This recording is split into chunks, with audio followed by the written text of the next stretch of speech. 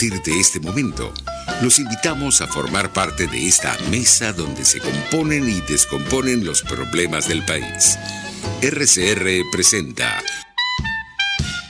Buen Provecho.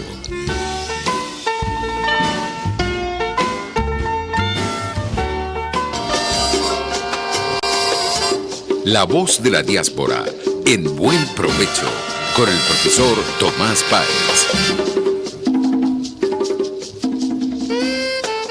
Buenas tardes, querida audiencia global. Hoy, 21 de marzo del año 2022, nuevamente en el espacio semanal que desde hace 6 años tenemos en Radio Caracas Radio, rcr750.com, la emisora que se ve primero con Thais Peñalver, quien abrió el espacio, y luego hemos continuado haciendo en esta emisora pionera de la radiodifusión venezolana, un programa pionero en una emisora pionera. En la dirección de la estación se encuentra Jaime Nestares, en la gerencia de producción Welit Sarcaya, en la producción Carla Sons, en los controles José Gregorio González y en la conducción este servidor Tomás Páez. Antes de presentar a nuestra invitada, algunas pequeñas cosas en relación con, primero, hacerle llegar un abrazo cálido, fraterno a Eduardo Zapene por la lamentable pérdida de su hija, de Michelle. A él, a su esposa, a todos los familiares y amigos, un abrazo grande con nuestras condolencias. Eduardo, además, recuerdo haber conversado cuando estábamos iniciando el estudio con toda la información. Y recuerdo por primera vez el uso del término así como la cirugía del currículum, hacerle cirugía curricular, cortar cosas porque había un exceso de capacidad. Eduardo, nuestro abrazo fraterno. Seguir pidiendo, por favor, exigiendo que se cumpla la propuesta de Michelle Bachelet y de las Naciones Unidas de no seguir teniendo preso a Tarazona, Javier Tarazona, Fundarredes. Es un crimen que se lo mantenga en prisión, porque lo que ha hecho es informar, como ha hecho toda la sociedad civil que está trabajando. Sigue en prisión, violando además todos los derechos humanos. Da asco realmente lo que le están haciendo a él, lo que le están haciendo a los periodistas que están presos, a los policías que llevan, ya es una cosa como inhumana como es la invasión a Ucrania, con lo que está ocurriendo, teatros, escuelas, hospitales, ahí no, es un asedio completo, ¿no? Emociona ver, por ejemplo, el video de la Deutsche Welle, la emisora alemana, bueno, con todos los berlineses acogiendo a los ucranianos, a los millones de ucranianos que han tenido que huir de la muerte, porque no, del espanto, de las bombas, de los nuevos inventos para destruir la humanidad. Hay una frase de Todorov con la que me gustaría iniciar el programa para presentar a nuestra invitada de lujo. Todorov dice: un enemigo de la democracia, un enemigo importante, fundamental de la democracia, es la simplificación, desde donde lo plural se hace único, y eso abre, por supuesto, el camino a la desmesura. En el caso de la migración es reducirlo a una sola categoría.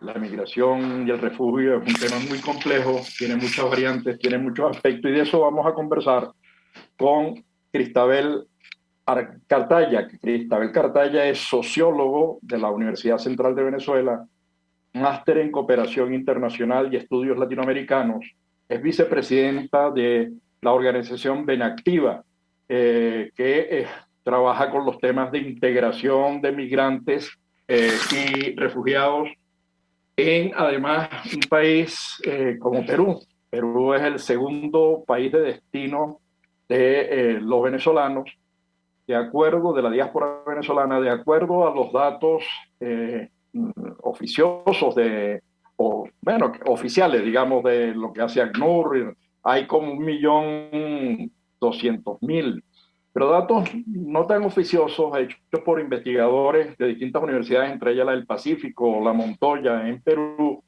indican que el número puede ser un poquitico más, un poco superior a eso. Pero en todo caso, es un país donde es el segundo país de destino de los venezolanos. Siguen llegando. El último informe que estaba revisando en el ingreso por Tumbes, que es la frontera con Ecuador, y las encuestas que han hecho revelan, bueno, todo el crecimiento de la migración que no cesa. No la frenó el COVID, no la frenó el post-COVID, y las medidas restrictivas que se impongan tampoco las van a impedir. No lo ha impedido nunca en el mundo. Nosotros recibimos en Venezuela migrantes que llegaron en pateras desde Canarias, en barcos fantasmas, como lo llaman, 40 barcos más o menos, 40 embarcaciones, bueno, que casi que llegaban a vela, entonces desde Europa. Entonces, bueno, queríamos hablar con Cristabel porque Cristabel además está metida en el paquete, digamos, trabaja con los migrantes, los conoce, no solamente ha estudiado, conoce el tema. Entonces, para que nos hable de eso, porque Perú además representa el 50% de las solicitudes de asilo de todos los venezolanos en el mundo. De los 7 millones y tanto que nosotros tenemos contabilizados, el 12-13% ha solicitado asilo, y de ellos el 50% se concentran en Perú. Entonces, primero, Cristabel, gracias por tu disposición a participar, y bueno, échanos el cuento, cómo estás viendo tú el tema, qué hace Benactiva, por favor, gracias. Buenas tardes a todos los oyentes, buenas tardes, profesor. Es un honor siempre además estar compartiendo espacios con alguien además que te enseñó de estudios cualitativos y de focus, y además de ponerle rigurosidad a todo lo que uno hace. Entonces es un placer, después que uno ya sale de la escuela, pues estar conversando con alguien que tú admiras desde hace muchos años. La migración venezolana en el Perú ha sido, como en toda la región, ha sido corta en tiempo, pero ha sido bien agresiva, ¿no? Estamos llegando al Perú desde más o menos desde el 2014, empezó en la primera ola, como empezó en toda la región, donde empezamos a llegar. Yo llegué en esa ola tímidamente, algunos venezolanos aquí, a donde todavía no había, pues digamos, una figura para los migrantes de la naturaleza que estamos siendo los venezolanos. Había pues la ley migratoria del 2015, es la que estaba vigente, donde en aquel momento pues teníamos que buscar trabajo, residencia, ¿no? Como para poder tener alguna opción regulatoria. En el 2018 es el hito de la migración venezolana en el Perú, donde entran casi los 800.000, 900.000 que son parte de esa cantidad de 1.200.000 que se mueve de venezolanos en el Perú, y donde empiezan a salir nuevas medidas migratorias para atender a la población venezolana que se encontraba en el territorio. Sale el carnet de permiso temporal de permanencia, el famoso PTP, donde coloca al Perú como el país que tiene medidas migratorias más abiertas para la migración en términos teóricos y normativos. Sin embargo, el PTP y los PTPs siguientes, este PTP se renovó 3 veces, después se cerró, y después ahorita estamos en una segunda PTP, una segunda versión que se llama CPP, ha mostrado algunas contradicciones y algunas dificultades materiales para la comunidad migrante. Una de ellas es que la mayoría de los venezolanos que han llegado al Perú han llegado vía terrestre, no han llegado con apostilla, muchos de ellos llegaron con partida de nacimiento rotas, algunos con cédula, otros sin pasaporte, muchos de ellos llegaron sin pasaporte. Por lo tanto, al llegar aquí, cuando te pedían algunos documentos para poder hacer la regularización migratoria, no los tenías, ¿no? El primer problema pues ha sido la apostilla. La apostilla es un documento que no tiene la mayoría de los venezolanos en la mayoría de sus documentos. Entonces fue una dificultad para la mayoría de las regularizaciones. No en el PTP, pero sí para hacer la vida después, digamos, para poder buscar trabajo, para poder registrar a tus niños en el colegio, para poder homologar tu título, porque la integración no solo se trata de que estés regular, es el paso básico, que tengas un documento para estar en el país, pero los pasos posteriores de tener documento bancario, de poder matricular a tus hijos, de poder homologar tu título, etcétera, pues ha sido mucho más complicado, bastante más complicado por estos temas. Lo segundo es... Cristabel, antes de que sigas con el segundo punto, para ahí un momento porque me parece muy importante lo que estás diciendo. Estás hablando de los mecanismos que ha adoptado Perú, que también Colombia, que lo ha hecho Brasil, que lo ha hecho para acoger a los venezolanos, ¿no? Digamos, han creado mecanismos ad hoc, han tenido que incluso lidiar con personas que llegan sin documentos, digamos, sin cédula de identidad, sin pasaporte o con cédula de identidad a lo sumo. Entonces, ¿cómo evalúas tú, más allá de todos los temas que sabemos están sobre la mesa en el tema de la xenofobia y tal en Perú, cómo evalúas tú la actitud de los distintos gobiernos frente al hecho de crear mecanismos ad hoc para atender a esa diáspora venezolana? Porque los países tienen derecho a exigir, bueno, mira, si no tienes pasaporte y si no tienes lo que se necesita para entrar, no entra. Pero ha sido una cosa masiva y sin embargo le ha dado una respuesta. ¿Cómo lo evalúas tú? A mí me parece positivo porque si estudiamos la nueva mirada de los fenómenos migratorios, la migración, como estaba diciendo, profe, la migración es inevitable, por lo tanto, como Estado te toca gestionarla, porque es difícilmente puedes pararla o minimizarla, mucho más en el fenómeno que se encuentra la migración venezolana, que lo que hace es salir y que además está viniendo a pie y además nuestra región tiene fronteras bien débiles, bien porosas, por lo tanto es bien complicado que paremos la migración cuando, por ejemplo, ahorita en el COVID, que cerraron todas las fronteras, pues abrieron las 800.000 trochas para entrar al territorio y fue absolutamente inevitable. Lo único que causó es que antes tenías el punto migratorio y sabías cuántos venezolanos entraban y salían, y ahora tienes una gran opacidad sobre las entradas y salidas porque todos están entrando en trochas, o sea, no sabes quién entró ni quién salió. Bueno, de hecho, los informes de la OIM actualizando los datos, ellos hablan de 5.600.000 y cuando se dan cuenta realmente son más de 6 millones de acuerdo a las cifras que ellos manejan. De acuerdo a las nuestras son 7 y algo, y ahorita vamos a presentar el informe. Pero eso que tú dices es el poner fronteras, digamos, ponerle coto, intentar frenar, es imposible. La gente inventa fórmulas, pero eso crea a su vez industrias diaspóricas, esta de la trata de mujeres, trata de niños, etcétera, etcétera, del mundo de la droga, del cual vamos a seguir hablando. Así es. Que te haya cortado. No, de hecho, es así. De hecho, después de que cerraron las fronteras, yo les invito además que busquen cómo es la frontera Ecuador-Tumbes. Literalmente tienes que pasar un riachuelo que lo saltas. O sea, la foto que vemos de Carlos Andrés Pérez saltando en la campaña es algo así. Esta es la distancia que tienes que hacer para pasar de una frontera a otra. Y eso es lo que pasan todas las noches, venezolanos entrada y salida todas las noches. Bueno, todos los extranjeros, no, pero nosotros somos la comunidad más grande. Por lo tanto, cerrar la frontera lo único que hizo fue abrirle el negocio a cualquier calidad de tráfico de migrantes y además de trata de mujeres, ¿no? Los dos ha subido de forma importante tanto en Tumbes como en Tacna, como para Chile como para Ecuador. Y bueno, lo que le decía es que además de esta regularización normativa que sucedió, que todavía estamos viviendo, porque digo, estamos en una segunda ola de regularización con calidad permanente, esto tuvo otras dificultades, además de no tener papeles, que es que la comunidad de acogida, la comunidad peruana, no sabía de esta nueva calidad. Entonces, lo que pasaba, y lo que a veces pasa, pero ahorita con menos frecuencia, es que yo ahora tenía un PTP, pero iba a hacer una entrevista y me decían que ellos buscaban a personas con carnet de extranjería y no con PTP. O quería ir al banco y no me abrían una cuenta porque es con carnet de extranjería y no con PTP.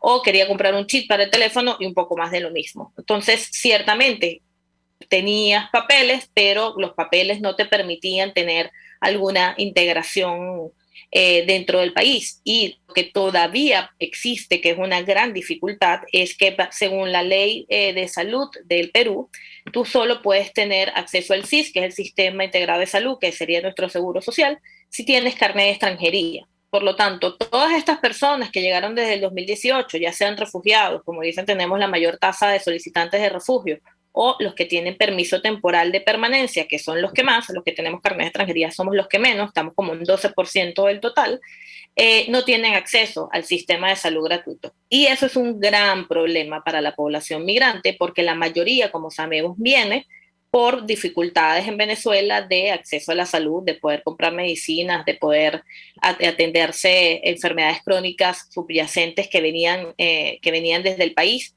Es llamativo cómo llegaron a Venezuela, llegaron de Venezuela muchas personas con paludismo, por problemas de agua, con problemas de la piel y con gastroenteritis, por problemas que venían de Venezuela con el tema del agua y de la calidad de la misma, ¿no? Pero son personas que no se pueden atender porque no están dentro del sistema. Entonces, sí, ahí ha habido apertura normativa a la comunidad migrante, pero esto pues no ha sido pues todavía una integración plena, ¿no? Que es lo que estamos trabajando. Beneactiva, que es la organización a la que creé junto con otras venezolanas técnicos desde hace 2 años de forma formal, veníamos trabajando hace un poco, pero formalmente nace el 2019, es porque vimos la necesidad de crear y diseñar estrategias de forma técnica que buscaran la integración del migrante y del refugiado venezolano en el Perú. Hay un montón de proyectos y un montón de organizaciones que se estaban buscando el tema asistencial, más que necesario, pero que hacía falta, y ya muchos más, hay muchas organizaciones que estamos trabajando en esto, que se dedicaran más a trabajar a mediano plazo, a la integración del migrante y del refugiado, porque esto vino para quedarse, ¿no? O sea, los venezolanos aquí vamos a durar mucho tiempo más, y es importante que nos integremos de forma armónica al Perú, a la sociedad acogida. A ver, eso que estás diciendo ahora, estaba revisando unas encuestas que hizo la gente de ACNUR, ¿no? Digamos, que coordinó la gente de ACNUR. Creo que fueron 800 cuestionarios que aplicaron y yo no sé cuántas entrevistas, una cosa por encima de los 2.000 personas entre entrevistas y cuestionarios. Y la respuesta de la mayoría, y estamos hablando de 2022, estamos hablando de que el 70%, si mal no recuerdo, le preguntaron, ¿usted está dispuesto a retornar a Venezuela? Y le dijeron, no. Dice, pero bueno, y las condiciones en las que usted está en la informalidad, no, yo no pienso regresar a Venezuela. ¿Es eso cierto? Por eso que tú decías, este fenómeno llegó para quedarse. ¿O hay expectativas de que la gente pueda retornar a Venezuela en algún momento? Nosotros hemos hecho también entrevistas. A mí me gustaría hacer una entrevista post Castillo y hacer la misma pregunta. Porque sí es cierto que la mayoría de los venezolanos, si le preguntabas hace año y medio, le preguntaba si se quedaban en el país, la mayoría decía que sí, por supuesto decía que sí a mediano plazo, estamos hablando de unos 5 años, ¿no? Si le decías si te quedas para toda la vida, ahí bajaba el porcentaje de cuántos estaban dispuestos a quedarse en el Perú. Y eso, pues, ahora esta pregunta yo creería, y lo infiero, no sé números, creo que bajaría el porcentaje de venezolanos que se quieren quedar en el Perú, porque la situación política peruana, causa en el venezolano una situación postraumática, bien interesante para estudiar. Siente que hay algunas cosas que ya ha vivido y hace una equivalencia inevitable, aunque a veces errada, pero inevitable sobre el inicio del chavismo en el país. Entonces hay un temor que dentro de nuestra población es mucho más grande, por esta sensación, un poco lo que le pasaba a la población cubana cuando llegó el chavismo, que ahí sí está justificada, de sentir alertas y decir, esto yo no lo quiero volver a vivir, ¿no? Y eso pasó desde que llegó Castillo. La población venezolana está mucho más alterada que la población de acogida. Y muchos ahora están pensando en irse. Si a esto lo sumas esta situación de espejismo, de que Venezuela se está mejorando, esto que se está conversando, ¿no? De que Venezuela ahora está dolarizada y que ahora puedes conseguir trabajo, etcétera, pues está causando una sensación de muchos venezolanos pensando en irse a corto plazo, regresarse a Venezuela o que esto haya sido una escala para un tercer destino. Pero somos una población muy grande, somos una población más o menos de 1.200.000. Esto es yo diría que un 10% está pensando en irse, pero hay muchos que ya han hecho una vida. La mayoría de los venezolanos están aquí como en el 2018, estamos hablando de unos 4 años, por lo tanto muchos ya tienen hijos peruanos, familias peruanas, un trabajo estable, han comprado casas, han comprado taxis y pues la mayoría ha enraizado dentro del país y difícilmente va a dejar todo lo que ha construido para empezar de cero, ¿no?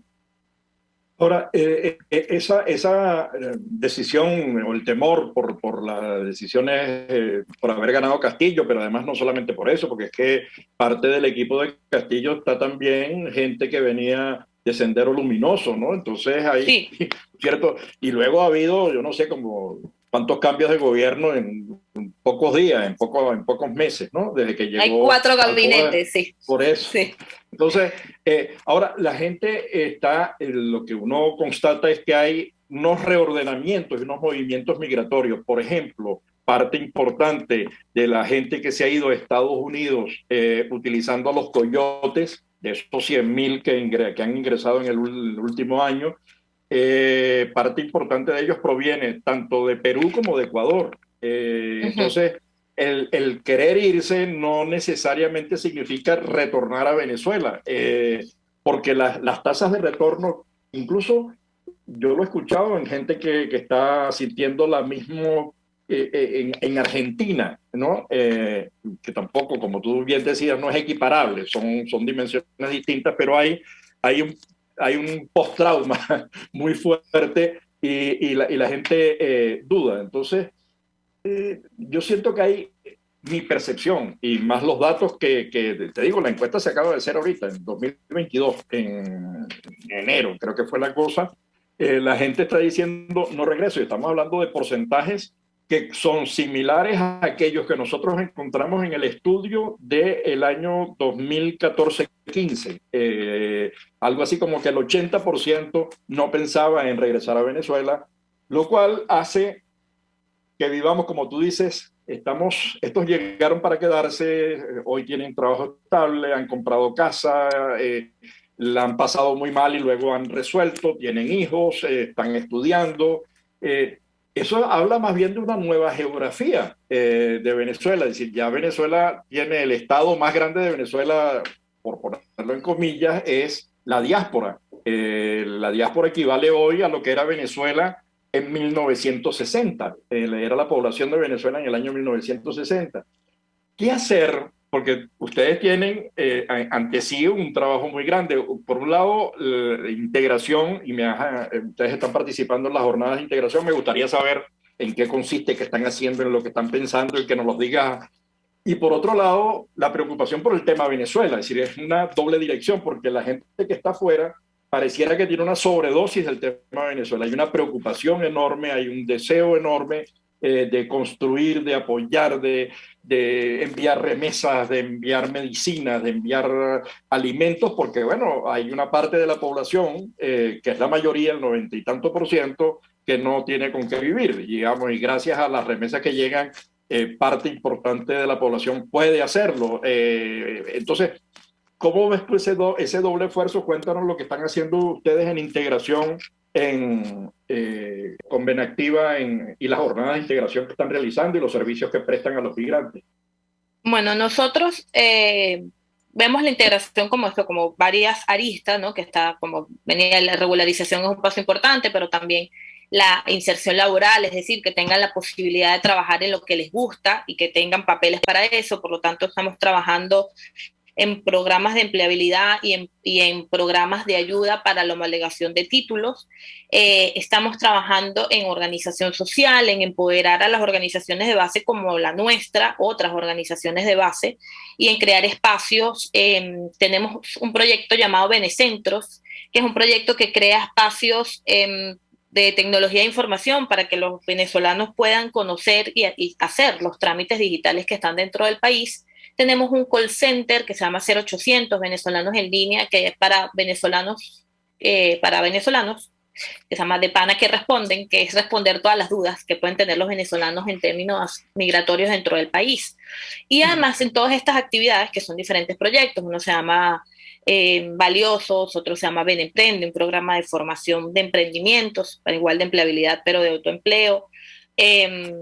lo que buscan es en las diferentes aristas, aunque articular que los beneficiarios que estén en uno u otra condición puedan tener las posibilidades para concretar esa segunda oportunidad con la que vino, ¿no? Con la de trabajar en algo que le guste o abrir el negocio que quiere abrir, en poder matricular a sus hijos, en si tiene alguna duda sobre este tema, saber a dónde acudir y poder escuchar a alguien que hable igual que tú sobre los problemas, pero que tenga la información, porque también notábamos, y hay algunas dificultades, de cuando se hacen las encuestas. Nosotros hemos ayudado a algunas organizaciones, universidades a hacer las encuestas, de que, por ejemplo, cuando preguntaban cuáles son las condiciones de vivienda en Caracas, le decían, bueno, yo venía de un rancho, y no sabían qué poner, ¿no? Los encuestadores. O cuando llamaban para preguntar sobre cómo tengo que hacer para el CENIAT, necesito sacar mi RUC, que aquí sería como el NIF. Entonces el operador no sabía, o sea, ¿qué me estás pidiendo? Entonces claro, vimos que esta cosa que a lo mejor puede ser intangible, que es que alguien te cuente lo que está pasando en Perú, pero desde tus propios códigos, de decirte, mira, lo que necesitas sacarte es el RUC, que es como el CENIAT en Caracas, es muy válido, muy pertinente, porque te ayuda a ubicarte más rápido, ¿no? Es como, ok, ya me dije, ya entiendo, ya puedo ubicarme. Y esa ha sido una gran fortaleza de las sociedades de base, que ahora las agencias internacionales y los organismos implementadores se dieron cuenta y que ha sido factor de éxito para todas estas intervenciones que se están haciendo del trabajo interagencial de mesa de trabajo refugiados, están usando. Es decir, que los migrantes seamos protagonistas también de las intervenciones, no solo los beneficiarios, sino que tengamos voz en la mesa para poder decir, mira, esto a nosotros no nos va a sonar bien, o esto no es parte de nuestra cultura, esto yo lo comparto con mis compañeros migrantes, va a ser mucho más fácil, la convocatoria es mucho más rápida cuando se hace a través de las organizaciones de base, y lo que estamos haciendo en integración es eso, es buscar de que seamos protagonistas en las acciones que están haciendo para nosotros y en abanderar que lo que se necesita es un enfoque migratorio, no políticas para migrantes, sino sigan haciendo política pública,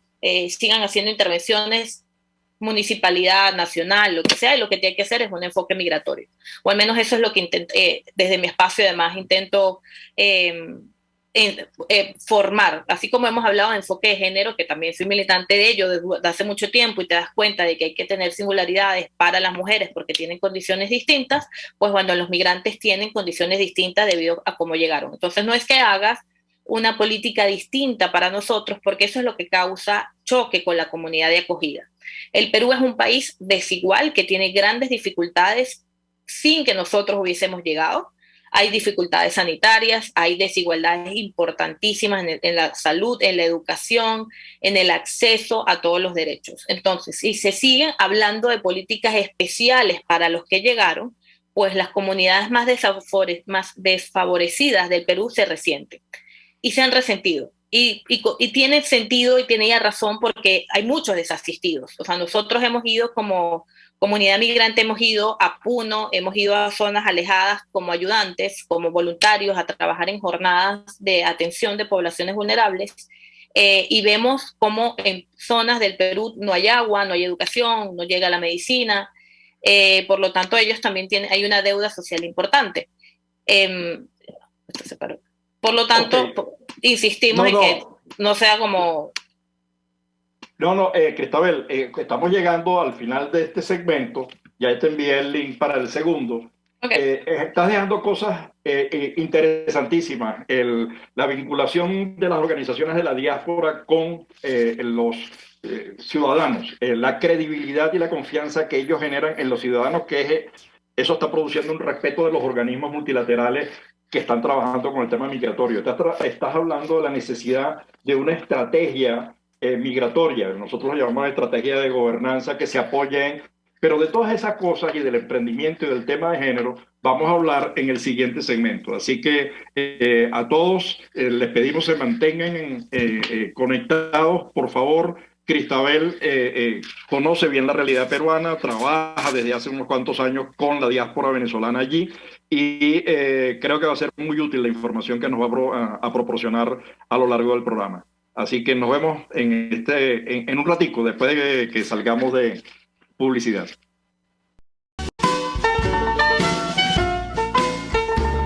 los grandes temas se debaten en la mesa. Buen provecho. Por RCR 750, la radio que se ve. Y síganos en Twitter en @RCR750.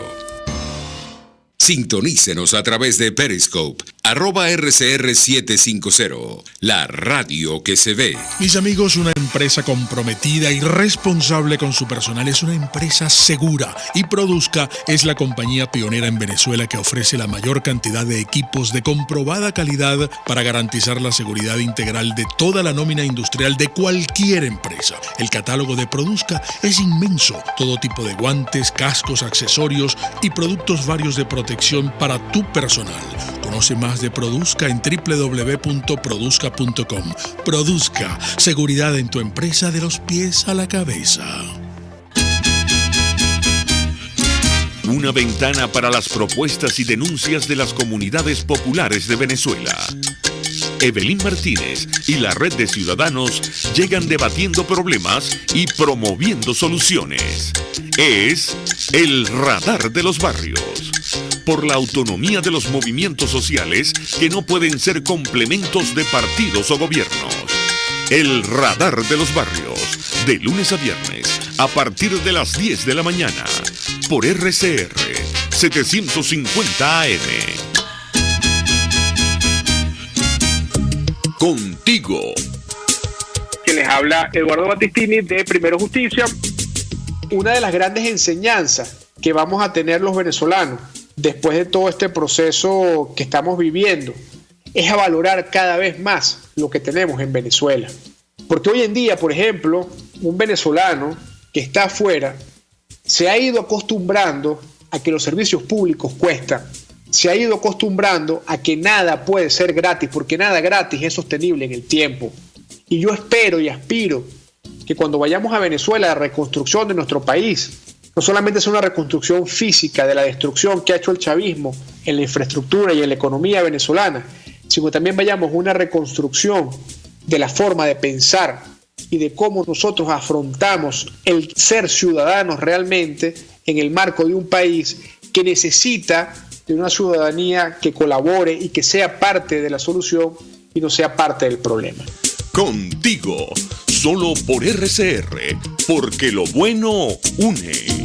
RCR 750 AM, porque lo bueno une.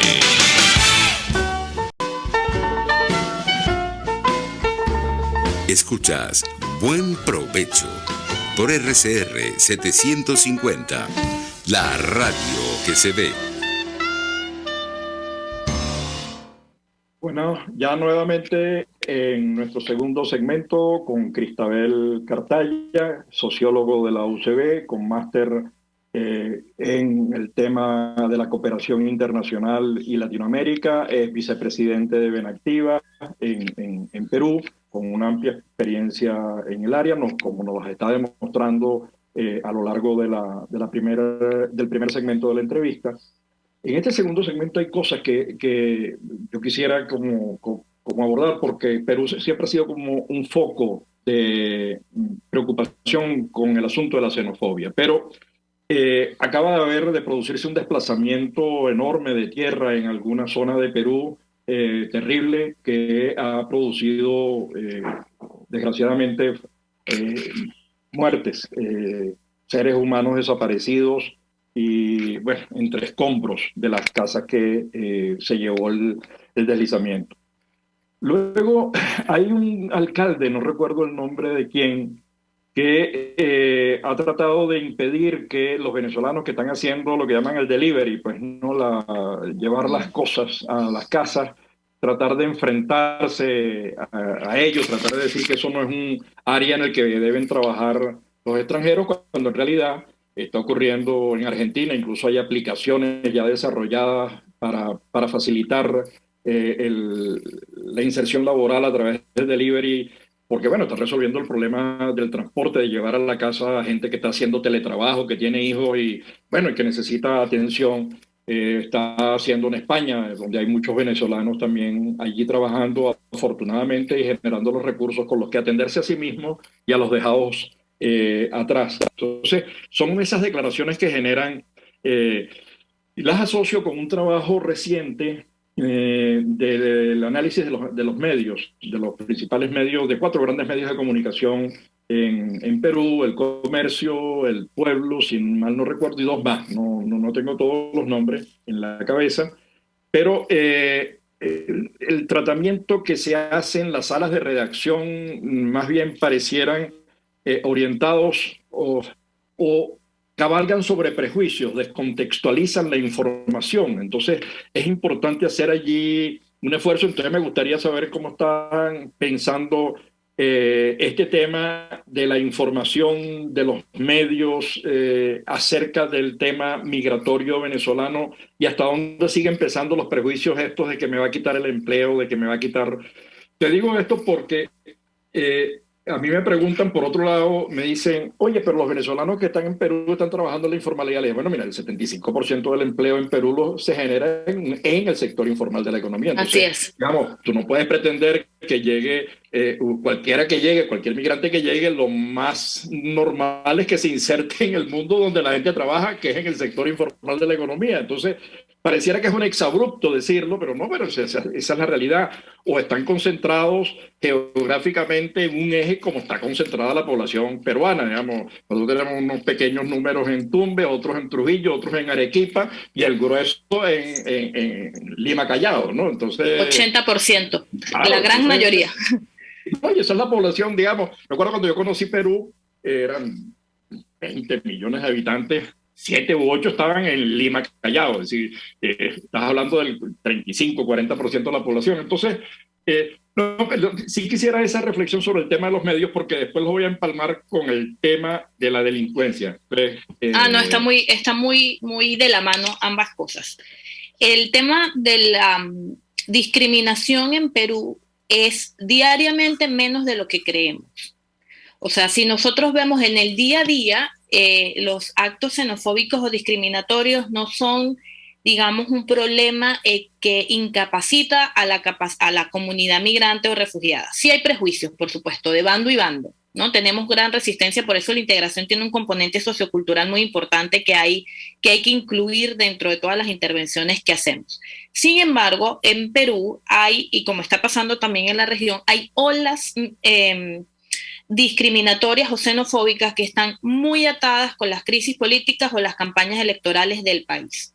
Cada vez que en Perú hay una crisis política que lamentablemente sucede con más frecuencia de la que nos gustaría, o hay una campaña electoral en puertas, siempre hay algún candidato o varios candidatos, por desgracia, que usan a la comunidad venezolana como punto de lanza para salir en los medios. Esto no es la excepción de Álvaro Paz de la Barra, que es el alcalde que acaba de decir que es alcalde y que tiene aspiraciones para ser, es alcalde de La Molina, de un distrito, y tiene aspiraciones para ser alcalde metropolitano de Lima. Es decir, como que si alguien fuera alcalde de Chacao y ahora quiere ser alcalde metropolitano, un poco para ponernos en contexto. Entonces él, quiere aparecer en medios, hace lo que ha hecho muchos de sus predecesores. Habla de los venezolanos de una forma polémica, altamente y claramente discriminatoria, porque él está consciente además que lo que está diciendo es inviable, normativa y prácticamente hablando, los venezolanos son, no sé, el 80-90% de los deliveries para aparecer en medios y hablen de él, que es lo que él quería. El problema es, lo que dice el profesor, es que usan a los venezolanos como la chivera para hablar, para hacer polémica, para crear polarización, para buscar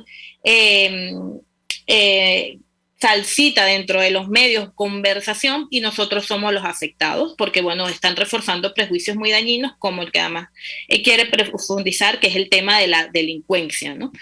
Entonces siempre van por allí diciendo que los venezolanos son los delincuentes, los que tenemos problemas, los desordenados, etcétera. Aquí además hay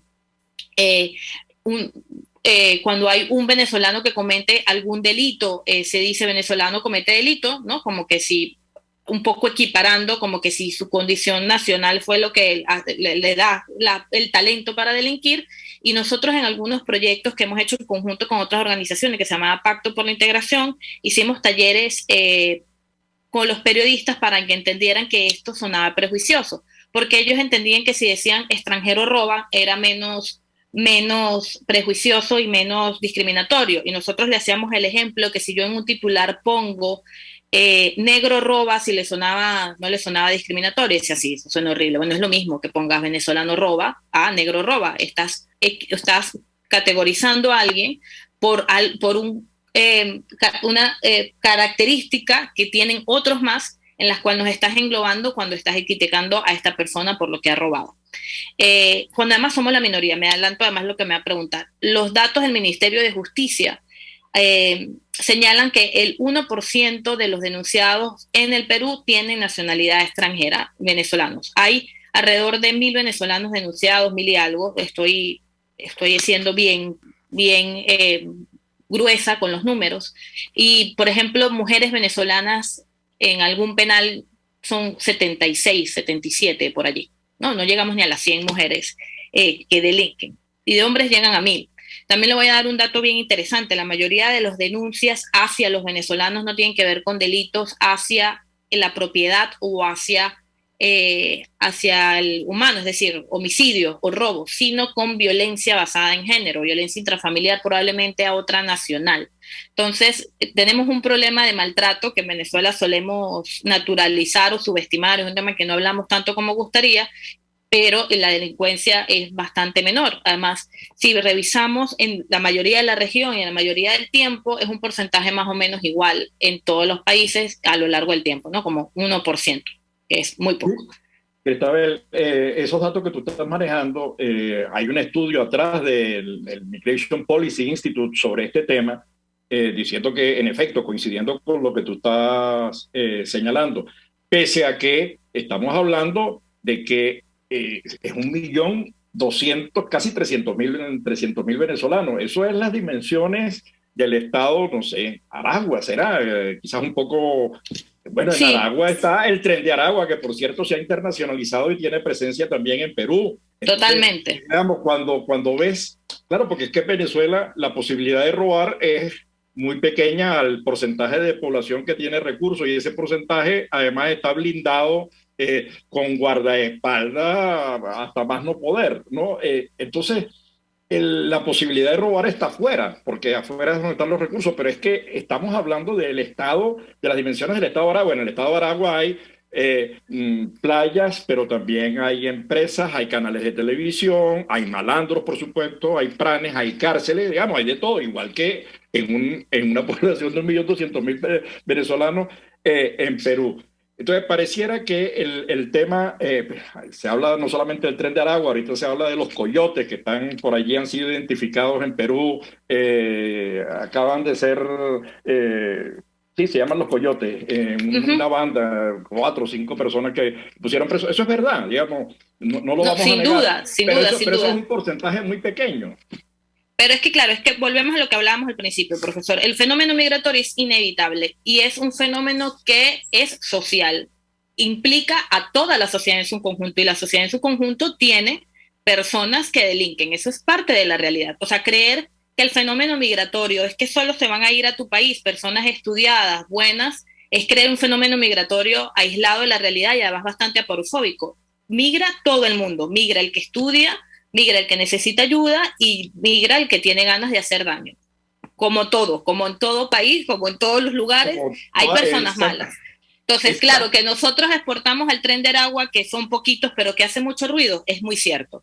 Es muy cierto que nosotros hemos visto noticia aquí de venezolanos que han picado, que han robado a otros de formas escandalosas, que el país no estaba acostumbrado, sí es cierto, porque es una forma diferente. Nuestro país es un país violento por los años de impunidad que hemos tenido, que es parte de los problemas que tenemos que solucionar cuando nos permitan reconstruirlo. Pero eso no significa que son los más. Significa que teníamos modos de violencia que se vinieron con ellos y que lamentablemente son parte de su dinámica delictiva, ¿no? Ok, pero además hay una cosa que me llama la atención con el tema de la xenofobia y la aporofobia. Estas cosas que al final son prejuicios y mitos, que se habla poco de la xenofobia del régimen venezolano hacia sus ciudadanos. No existen cifras oficiales de la diáspora. No existe, la diáspora no existe, ¿no? Y entonces además tú ves al ministro de Relaciones Exteriores cuestionar las cifras de Colombia porque están abultadas. Yo le digo, bueno, pero déme la suya, dígame cuánto que tiene. Ahora, el desconocimiento del otro es el peor acto de xenofobia, ¿no? Pero antes, porque yo creo que este es un tema que nos puede llevar rato, a mí me gustaría aprovechar estos últimos minutos para dos cosas que tú dijiste en relación a esa cosa que está haciendo las organizaciones de base, esas que tienen contacto con la gente, los embajadores reales, pues esos que tienen, que están trabajando con A, con B, con el grupo C, que se mueven hacia regiones específicas para atenderlos, que escuchan a los venezolanos, que son capaces, porque hablar es fácil, difícil es escuchar los requerimientos y las necesidades de los venezolanos. ¿Cómo ven ustedes eso? Nosotros hemos mapeado a las organizaciones de la diáspora en el mundo, las tenemos por país, pero también por ciudad, porque al final las ciudades son los lugares donde llega la gente no llega a Perú, la gente llega a Tumbes, a Trujillo, a Arequipa, y dentro de Lima, Callao, a las distintas zonas en las que hoy viven, igual en Colombia, igual en Argentina, igual en Chile. Entonces, ese es un tema en el que me gustaría ver cómo ves a futuro la posibilidad de integración de estas organizaciones de conexión. El tema del emprendimiento, nosotros acabamos de hacer una reunión, la próxima te voy a invitar por el esfuerzo que están haciendo, el emprendimiento, pero además por el tema que ustedes trabajan, que han hecho un esfuerzo interesante en el asunto del género. El 53% de la diáspora venezolana en Perú es femenina. Entonces, eso es importantísimo. Y el esfuerzo que ustedes están... Entonces, cuéntanos ambas cosas, lo que está haciendo la organización en términos de cómo ves las posibilidades de integración y conexión, porque las actividades de la diáspora están muy dispersas, están aisladas, hay poco conocimiento o menos conocimiento del que sería posible obtener juntos y además más factible de potenciar y tener impactos si trabajamos de manera conjunta. Sí, entonces, sin duda. Eso y el género, por favor. Bueno, voy con organizaciones de base rápidamente. Aquí hay muchas organizaciones de base, insisto, como en la región, que se está dando un fenómeno de organización dentro de la comunidad. Y aquí se ha dado, hay muchísimas organizaciones en todo el Perú. En Lima, por lo que más, porque somos muchos, está Benectiva, está Ocasiben, está Magdebay, que se dedica a los niños, niñas y adolescentes y a la población con discapacidad, está PPB, que es de poblaciones vulnerables, Unión Venezolana por el Perú, que es la más antigua y la más grande. En la región hay muchísimas, Ángeles del Camino, en Cusco también hay muchísimas organizaciones de base de venezolanos. Por fortuna estamos de alguna forma, nos conocemos y estamos articulados.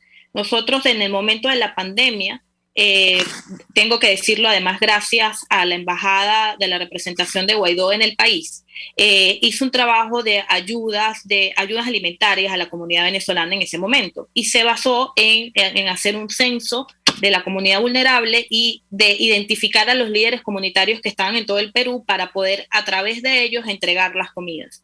Y a partir de ahí, pues todas estas organizaciones de base nos articulamos en algo llamado Consejo Nacional de Residentes, que es colegiar a todos estos líderes comunitarios que a su vez crearon otras organizaciones de base. Por lo tanto, un porcentaje interesante de estas organizaciones de base nos conocemos, estamos trabajando de forma articulada. Si yo necesito desde Benectiva trabajar en Tumbes, llamo a la líder comunitaria que sé que está en Tumbes, igual si está en Arequipa, en Cusco, Chincha, Ica, etcétera. Por lo tanto, desde Perú creo que estamos haciendo un trabajo articulado bien bonito. No están todas, por supuesto, es un trabajo bien complejo, pero sí tenemos mapeadas a las que están o formalizadas o están creciendo, ¿no? Sí hay un trabajo, y con esto cierro, hay un trabajo de organización desde la comunidad migrante hacia la comunidad migrante, que creo que es súper importante, donde somos los mismos protagonistas de nuestras propias soluciones. Y eso, como usted dijo, profesor, lo está notando y lo está respetando los organismos implementadores y la cooperación internacional en general. En tema de género, la mayoría somos levemente más las venezolanas que estamos aquí, y en temas de vulnerabilidad, las mujeres venezolanas son mucho más vulnerables que la población masculina. Son las que menos regulares se encuentran, son las que están en condiciones de trabajo más precarias, son las que tienen mayores problemas en atención a salud, y además tenemos un problema añadido del problema del acoso, de la agresión y de la violencia sexual. La venezolana es sexualizada en la región de forma muy profunda, por lo tanto hay prejuicios adicionales a ser migrante, ser mujer migrante, tiene problemas adicionales, porque dan por sentado de que eres una mujer de la calle, que eres una mujer fácil, que le vas a robar el marido a otro, que trae problemas en la casa, en el trabajo, en el lugar donde alquilas, etc. En eso también nos estamos dedicando con Amnistía Internacional, estamos trabajando con APPB y organizaciones de base venezolanas que están trabajando por venezolanas. Ahorita hay una brigada juvenil que se llama Chamas en Acción, que es empoderar a las adolescentes migrantes, muy bonito, que es educar a las venezolanas desde que son jóvenes sobre violencia, sobre género y sobre las rutas de atención, porque hay un problema de desconocimiento importante de las mujeres migrantes de dónde acudir cuando son agredidas.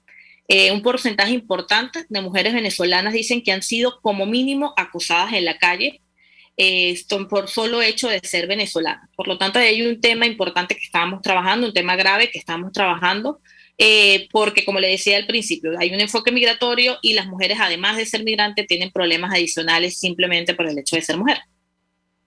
Ok, ese trabajo que ustedes están haciendo, básicamente, lo que me has dicho, está concentrado en el tema atención al migrante, en este caso atención a la migrante también, a información, asistencia, dotarla de herramientas para poder trabajar, articularse, etcétera.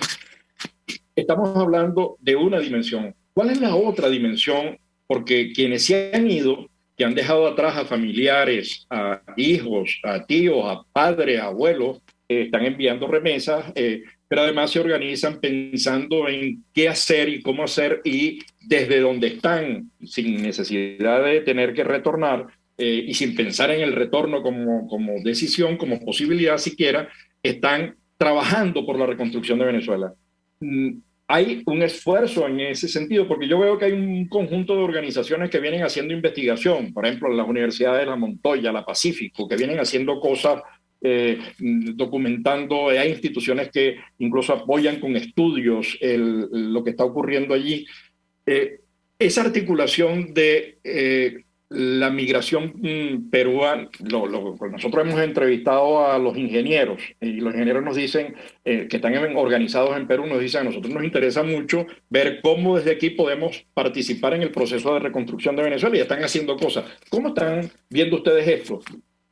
Yo siento que hay una aspiración de los colegios profesionales y de la comunidad migrante para ayudar, esto es lo que le decía, ayudar a reconstruir al país. Nosotros tenemos diseño que nos gustaría hacer este fortalecimiento de organizaciones de base que además permitan a fortalecer no solo las de aquí, sino las organizaciones de base de Venezuela. Sin embargo, yo creo que en este momento estamos un poco desconectados y muy incipientes en esta conexión con el país. Creo que nos hemos concentrado, dada la magnitud y la gravedad de la comunidad migrante que llegó al Perú, en integrarlos aquí, en que estén asistidos, y todavía no lo hemos volteado para ver qué es lo que está pasando en Venezuela. Creo que es una tarea pendiente que se está haciendo. O sea, yo creo que se está haciendo esfuerzos puntuales, aislados, pero que nos falta articular y fortalecer para ayudar desde la diáspora a la reconstrucción de Venezuela. Creo que es una tarea pendiente que tenemos que trabajar, que todavía se ha hecho de forma muy puntual en algunas condiciones en particular, ¿no? De cosas que suceden en Venezuela y nos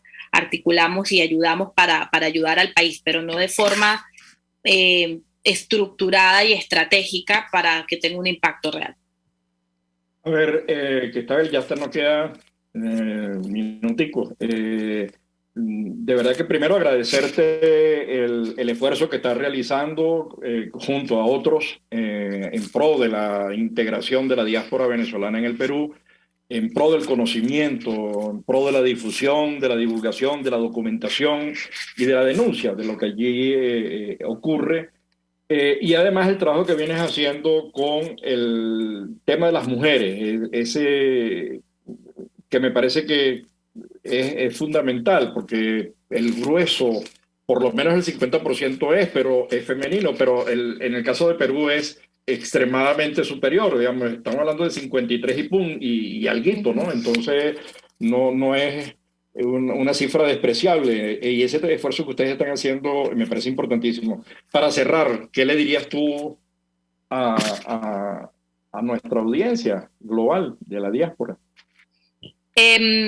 Yo le diría esto con lo que hemos dicho muchas veces, que el fenómeno migratorio es algo que le sucede a cualquier país en cualquier momento. todos somos migrantes en potencia. En este momento somos nosotros los que estamos paseando por el mundo, pero en cualquier momento seremos nosotros otra vez lo que recibamos a la gente. Y lo que creo que hay que recordar es esto, que el migrante puede ir a buscar una oportunidad, que necesita las oportunidades y que debemos atenderlo sin prejuicios y sin discursos salvadores, sino lo que es una persona que está dotada de derechos y que lo que quiere pues es tener una vida digna como todos, y que todos podemos hacer desde nuestro espacio algo para que esto sea posible. Tolerarlo, respetarlo o ya es algo importante que va a marcar la diferencia a esa persona que llega o a esa persona que somos nosotros, que somos lo que estamos por llegar. Entonces, con eso cerraría. Y bueno, gracias por este espacio, por hablar de la migración en Perú, y estoy a su orden para cualquier cosa que necesiten en este territorio. Gracias, Cristabel. Bueno, con esas palabras de Cristabel que señala todos somos potencialmente migrantes, lo estamos viviendo ahorita en Ucrania. En Ucrania en pocos días ha salido millones de personas, niños por todos los caminos que han quedado además sin padres, sin familia, producto de las bombas de esa invasión terrible. En este caso ha sido, nosotros llegamos a tener 1.200.000 venezolanos saliendo del país por año a partir del año 2016. Eso se redujo en el COVID y el post-COVID de manera importante, pero siguió existiendo y sigue existiendo diáspora, y los datos es que sigue creciendo de manera sostenida debido a la situación del país. Así que políticas migratorias, una estrategia de gobernanza, una visión de derechos humanos, una comprensión de lo humano y una necesidad de políticas serias para abordar este tema de manera integral. Así que gracias, Cristabel, y a toda nuestra querida audiencia global. Nos seguimos viendo en este su espacio, La Voz de la Diáspora, toda la semana a través de rcr750.com. La Voz de la Diáspora, en Buen Provecho, con el profesor Tomás Páez.